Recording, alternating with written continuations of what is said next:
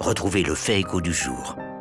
Et le fait du jour, Éric Le Boucher, c'est la présentation d'un plan stratégique offensif de la direction d'Air France, alors que les pilotes, on le sait, ont déposé un préavis de grève qui commence lundi. Oui, Air France, c'est la France.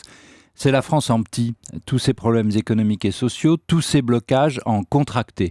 La compagnie française fait partie, je résume, des 3 Européens encore vivants, avec British Airways et Lufthansa. Tous les autres pays de puissance moyenne européenne ont perdu leur compagnie aérienne, Belgique, Espagne, etc. Et vous le savez, l'italienne Alitalia se débat actuellement pour ne pas mourir. Air France est donc très fragile. Elle est prise en étau entre le low cost, qui le concurrence sur les lignes nationales et européennes, et les compagnies du Golfe qui lui mènent la vie dure sur les vols transcontinentaux. La compagnie française, comme toute la France, a des coûts du travail trop élevés. C'est une survivance des temps héroïques et bénis de l'aviation des années 60. Et le président du groupe, Alexandre de Juniac, a donc présenté aujourd'hui un plan d'économie.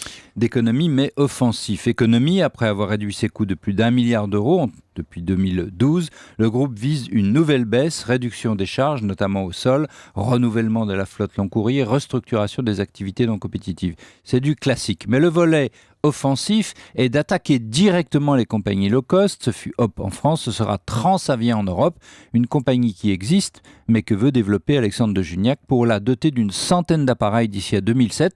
Par comparaison, Ryanair en compte 300. La condition, Éric, c'est d'embaucher des pilotes à des coûts inférieurs à ceux que pratique Air France aujourd'hui. Et voilà ce qui provoque la grève reconductible annoncée pour lundi.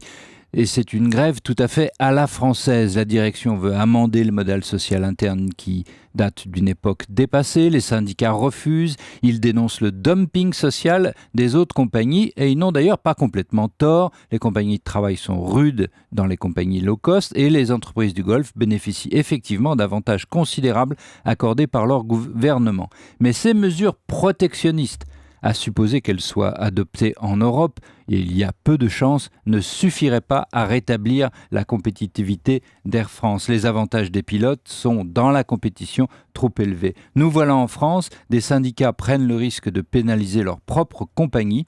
Ils ne se défont pas de leur culture de conflit. Et le président d'Air France, Alexandre de Juniac, a confirmé cet après-midi que la direction refusait le contrat unique pour les pilotes d'Air France et de Transavia. C'était le Tout Écho avec Éric Le Boucher.